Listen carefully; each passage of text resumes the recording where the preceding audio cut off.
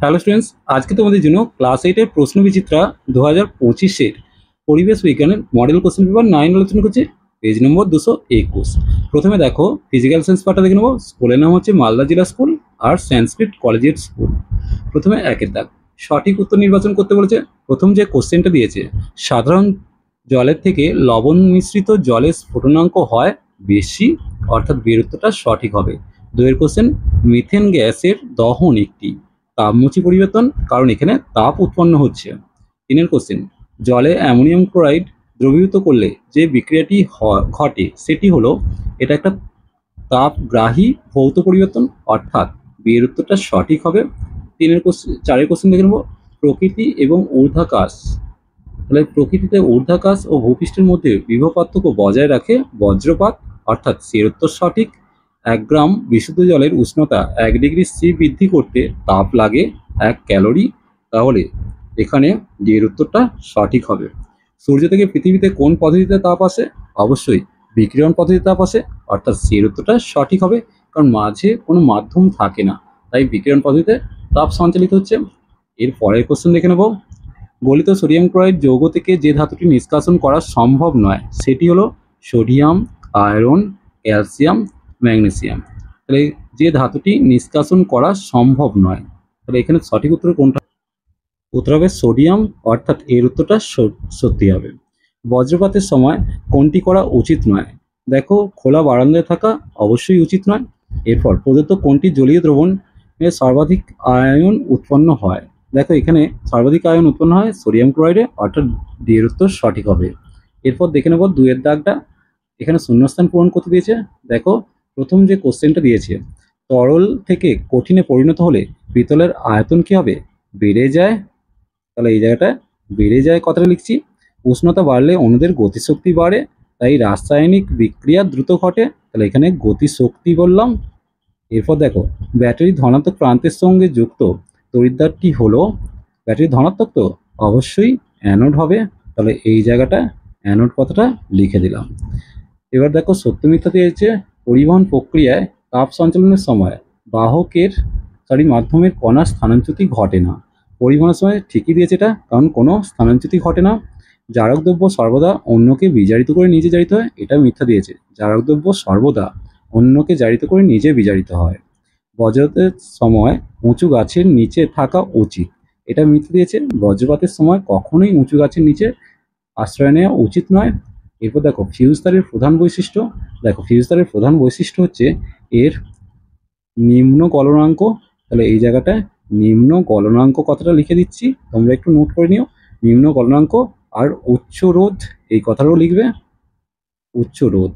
এরপর দেখো মোর্চের সংকেত, মোর্চের সংকেত হচ্ছে Fe2O3 ডট NH2O, এটা লিখলে যেখানে N, যেখানে হচ্ছে N সমান জলের অণুর সংখ্যা, জলের অণুর সংখ্যা, জলের অণুর সংখ্যা যা নির্দিষ্ট নয়, এই কথাটাও লিখবে। সোনার প্রলেপ দিতে তড়িৎ বিশ্লেষণ রূপে কি ব্যবহার কি ব্যবহার করবে? বলতে হবে পটাশিয়াম অরোসায়ানাইড, পটাশিয়াম অরোসায়ানাইড, অরোসায়ানাইড। এরপর দেখো লিনতাপ কাকে বলে, সংজ্ঞাটা দেখে নেব।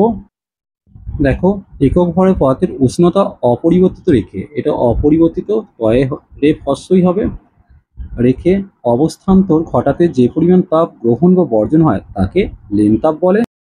এর পরের কোশ্চেন দেখো কি দিয়েছে, অনুঘটক কাকে বলে দেখে নেব। দেখো, যে রাসায়নিক পদার্থ বিক্রিয়ায় উপস্থিত থেকে বিক্রিয়ার বেগ বাড়ায় বা কমায় কিন্তু বিক্রিয়া শেষে নিজে অপরিবর্তিত থাকে তাকে অনুঘটক বলে, যেমন ম্যাঙ্গানিজ ডাইঅক্সাইড, অর্থাৎ MnO2। এরপর দেখো, জলের তড়িৎ বিশ্লেষণে জলের সঙ্গে সামান্য অ্যাসিড মেশানো হয় কেন? দেখো, বিশুদ্ধ জল তড়িতের কুপরিবাহী, কারণ বিশুদ্ধ জল সামান্য আয়নে বিয়োজিত হয়, কিন্তু সামান্য অ্যাসিড মেশালে জল বিয়োজিত হয়ে বেশি সংখ্যক আয়ন উৎপন্ন করে, তাই সামান্য অ্যাসিড মেশানো হয়। এর পরের যে কোশ্চেনটা দিয়েছে দেখতে পাচ্ছ, 5 দাগ, 10 ডিগ্রি সি উষ্ণতার 20 গ্রাম জলকে 50 ডিগ্রি সি উষ্ণতায় নিয়ে যেতে কত ক্যালোরি তাপের প্রয়োজন? দেখো, এখানে এম এর মান 20 গ্রাম দিয়েছে, এস এর মানটা 1 ক্যালোরি পার গ্রাম ডিগ্রি সেলসিয়াস দিয়েছে, আর টি হচ্ছে 10 থেকে 50 বৃদ্ধি, তাই 50 থেকে 10 বিয়োগ করব, অর্থাৎ 40 ডিগ্রি হবে। এরপর এইচ ইকুয়াল টু এমএসটি, অর্থাৎ গৃহীত তাপ ইকুয়াল টু এমএসটি। তাহলে 20, 1 আর 40 গুণ করে দাও, 800 ক্যালোরি তাপ প্রয়োজন। এরপর দেখো 0 ডিগ্রি সি উষ্ণতায় 20 গ্রাম বরফকে সম্পূর্ণ জলে পরিণত করতে কত পরিমাণ তাপের লাগবে। দেখো এখানে এম এর মান 20 গ্রাম দিয়েছে, এল এর মান হচ্ছে 80 ক্যালোরি পার গ্রাম, যেটা লিন তাপ, জলের গলনের লিন তাপ কত, 80 ক্যালোরি পার গ্রাম। তাহলে আমরা জানি গৃহীত তাপ H equal to M L, M এর মানটা এল এর মানটা বসিয়ে দিলাম, 160 ক্যালোরি উত্তর এসে গেল। এরপর চলে যাবো 6 কোশ্চেনে। দেখো এই বিক্রিয়ায় জারণ বিজারণ একসঙ্গে ঘটে, সেটা ইলেকট্রনীয় মতবাদ দিয়ে লিখতে বলেছে। প্রথমে বিক্রিয়াটা লিখেছি, দেখো Fe3+ থেকে যেহেতু Fe2+ হয়েছে তাই ইলেকট্রন গ্রহণ হয়েছে, তাই এছাড়া বিজারণ দেখিয়েছি। আর Sn2+ থেকে ইলেকট্রন বর্জন করে Sn4+ হয়েছে, তাই এটা জারণ দেখিয়েছি। দেখে নাও জারণটা ঘটছে, Sn2+ দুটো ইলেকট্রন বর্জন করে Sn4+ তৈরি করছে, ইলেকট্রন বর্জন মানে জারণ। আর বিজারণটা কি হচ্ছে, 2Fe3+ আছে, দুটো ইলেকট্রন গ্রহণ করে 2Fe2+ আয়ন তৈরি হলো, অর্থাৎ ফেরিক থেকে ফেরাস আয়ন তৈরি হলো, এটা বিজারণ। এরপর দেখো ব্যাখ্যাটা লিখে নেবে না, Sn2+ কি করছে, দুটি ইলেকট্রন বর্জন করে Sn4+ আয়নে পরিণত হয়, অর্থাৎ জারণ ঘটে। অপরদিকে দুটি Fe3+ আয়ন দুটি ইলেকট্রন গ্রহণ করে দুটি Fe2+ আয়নে পরিণত হয়, অর্থাৎ বিজারণ ঘটে। তাই জারণ বিজারণ একসঙ্গে ঘটে। এর পরের যে কোশ্চেন দিয়েছে, তড়িৎ স্ফুলিঙ্গ সৃষ্টি করার একটি পদ্ধতি বর্ণনা করতে বলে দিয়েছে। দেখো ছুরি বা কাঁচিতে শান দেওয়ার সময় তড়িৎ স্ফুলিঙ্গ সৃষ্টি হয়, অর্থাৎ এখানে তড়িৎ শক্তি আলোক শক্তিতে রূপান্তরিত হয়ে ক্ষুদ্র আলোক বিন্দু সৃষ্টি করে, একে তড়িৎ স্ফুলিঙ্গ বলে। এর পরের যে কোশ্চেনটা দিয়েছে, দেখো হাইড্রোজেন পারক্সাইডে MnO2 গুঁড়ো যোগ করার সময় MnO2 বড় টুকরো না সমান ভরের সূক্ষ্ম গুঁড়ো কোনটি দিলে বেশি তাড়াতাড়ি অক্সিজেনের বুদবুদ বের হবে। দেখো MnO2 সূক্ষ্ম গুঁড়োকে বেছে নেব, কারণ অনুঘটক যত সূক্ষ্ম হবে পৃষ্ঠতলের ক্ষেত্রফল তত বেশি হবে, ফলে বিক্রিয়ার বেগ দ্রুত হবে। তাই হাইড্রোজেন পারক্সাইডের থেকে তাড়াতাড়ি অক্সিজেনের বুদবুদ বের হবে, এক্ষেত্রে সূক্ষ্ম গুঁড়োটাই বেছে নেব। এরপর দেখো গলিত ম্যাগনেসিয়াম ক্লোরাইডের তড়িৎ বিশ্লেষণে ক্যাথোড ও অ্যানোডে সংগঠিত বিক্রিয়া দুটি লিখতে বলেছে। দেখো ম্যাগনেসিয়াম ক্লোরাইড ভেঙে গিয়ে Mg2+ প্লাস 2Cl- তৈরি করছে, ক্যাথোড বিক্রিয়া হচ্ছে Mg2+ দুটি ইলেকট্রন গ্রহণ করে ম্যাগনেসিয়াম ধাতু তৈরি করছে, অর্থাৎ এটা বিজারণ। আর অ্যানোডে দেখো 2Cl- আয়নটা দুটো ইলেকট্রন বর্জন করে ক্লোরিন পরমাণু তৈরি করছে, দুখানা ক্লোরিন পরমাণু যুক্ত হয়ে ক্লোরিন গ্যাস তৈরি হয়। তড়িৎ বিশ্লেষণের 3টি গুরুত্বপূর্ণ ব্যবহার লিখতে বলেছে। দেখো 1 নম্বর কোনটা ছিল, 1 নম্বর হচ্ছিল তড়িৎ লেপন। তাহলে এগুলোর মধ্যে ব্যবহারগুলোর মধ্যে তড়িৎ লেপন হচ্ছে প্রথম, 2 নম্বর হচ্ছে ধাতু নিষ্কাশন, ধাতু নিষ্কাশন, আর 3 নম্বর যেটা আসছে ধাতু পরিশোধন, ধাতু পরিশোধন। তাহলে এই হচ্ছে 3টে গুরুত্বপূর্ণ ব্যবহার। এরপর লাইফ সায়েন্স পার্টটা দেখে নেবো। দেখো প্রথম যে কোশ্চেন দিয়েছে, সঠিক উত্তর নির্বাচন করতে দিয়েছে। প্রদত্ত কোন ফসলটি রবি ফসলের উদাহরণ, অবশ্যই সরষেটা হবে, এর উত্তর সঠিক হবে। দেখো উদ্ভিদের গৌণ খাদ্য উপাদানটি হলো মলিবডিনাম হবে। গোল্ডেন রাইসে কোন ভিটামিন বেশি পরিমাণে থাকে, ভিটামিন এ। এবার দেখো একটি রাসায়নিক আগাছা নাশকের উদাহরণ হলো 2,4-D, 2,4-D, অথবা কি লিখতে পারো 2,4-D আছে, ড্যালাফোন আছে, তাহলে এই জায়গাটা ড্যালাফোনও লিখতে পারো, ড্যালাফোন, পিক্লোরাম ইত্যাদি। এইডস রোগের জন্য দায়ী ভাইরাসের পুরো নাম, দেখো দায়ী ভাইরাসটা হচ্ছে HIV, পুরো নামটা হচ্ছে হিউম্যান ইমিউনো ডেফিসিয়েন্সি ভাইরাস। এরপর দেখো আধুনিক সেচ পদ্ধতিতে ড্রিপ পদ্ধতিটা লিখতে বলেছে। দেখো পাইপের সাহায্যে উদ্ভিদের মূলের ঠিক কাছে ফোঁটা ফোঁটা জল ঝরে পড়ার ব্যবস্থা করেই ড্রিপ পদ্ধতি বলে। এর পরের যে কোশ্চেনটা দিয়েছে, দেখো আম চাষের জন্য কেমন মাটি প্রয়োজন।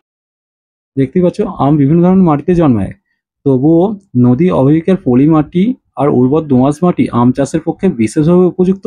বেলে মাটি আর কাদা বা এঁটেল মাটি আম চাষের পক্ষে অনুপযুক্ত।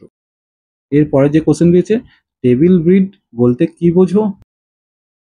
দেখো টেবিল ব্রিড এরা বছরে অধিক পরিমাণে মাংস উৎপন্ন করে, তাই শুধু মাংসের জন্য এদের পালন করা হয়, যেমন আসিল, চিটাগং, ব্রাহ্মা, কোচিন ইত্যাদি।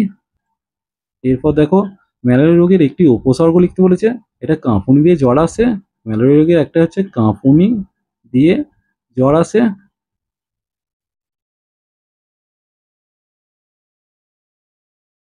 এরপর দেখো 4 কোশ্চেন, কার্প কাকে বলে? কার্প মাছের কৃত্রিম প্রজনন ঘটাতে কোন হরমোন ব্যবহার করা হয়? অবশ্যই কোন হরমোন ব্যবহার করা হচ্ছে? পিটুইটারি নির্যাস ব্যবহার করা হচ্ছে।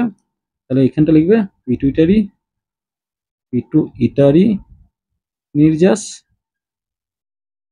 আর কার্প হচ্ছে ওই থেকে আমি দেখিয়ে দিচ্ছি তোমাদের। মিঠে জলে বাস করা যেসব অস্থিযুক্ত মাছের ত্রিকোণাকৃতি মাথায় আঁশ থাকে না, অতিরিক্ত শ্বাসযন্ত্র ও চোয়ালের দাঁত অনুপস্থিত, আর দেহের ভেতর পটকা থাকে, তারাই হলো কার্প, যেমন রুই, কাতলা, বাটা ইত্যাদির। এরপর যে কোশ্চেন দিয়েছি দেখো, রাসায়নিক সার অপেক্ষা জৈব সার কেন ভালো হয়? এই কোশ্চেনটা বারবার আসছে কিন্তু। দেখো এটা তোমাদের বইতে সুন্দরভাবে লিখে দিয়েছে, পরপর পয়েন্টগুলো 1, 2, 3, 4 লিখে দাও। এরপর যে কোশ্চেন দিয়েছে, আধুনিক পদ্ধতিতে কিভাবে মৌমাছি চাষ করা হয়? দেখো এখানে আধুনিক পদ্ধতি কিভাবে মৌমাছি চাষ করা হয়, 1 নম্বর পয়েন্ট, 2 নম্বর পয়েন্ট, 3 নম্বর, 4 নম্বর এবং 5 নম্বর পয়েন্টটা সুন্দর করে গুছিয়ে তোমরা একটু লিখে নিও। এরপর দেখো একটি জলবাহিত রোগের নাম লিখতে বলেছে, অবশ্যই উত্তর হবে জলবাহিত রোগ, তো ডায়রিয়া হতে পারে। এই রোগের উপসর্গ লিখতে বলেছে। দেখো এখানে হচ্ছে 3 বারের বেশি বার পাতলা মলত্যাগ হলেই সাবধান হতে হবে। শরীর থেকে অনেকটা জল বেরিয়ে যাবে, শরীরের পাচক রস নষ্ট হয়ে যায়, মল দিয়ে রক্ত পড়ে, শরীরের জলসাম্য, অম্লকারের ভারসাম্য এমনকি লবণের ভারসাম্য নষ্ট হতে পারে। চলো আজ এই পর্যন্তই, নেক্সট ভিডিও নিয়ে খুব তাড়াতাড়ি হাজির হবো। ভিডিওটি ভালো লাগলে লাইক শেয়ার কমেন্ট করো, পারলে চ্যানেলটিকে সাবস্ক্রাইব করে নিও। চলো টাটা, বাই বাই।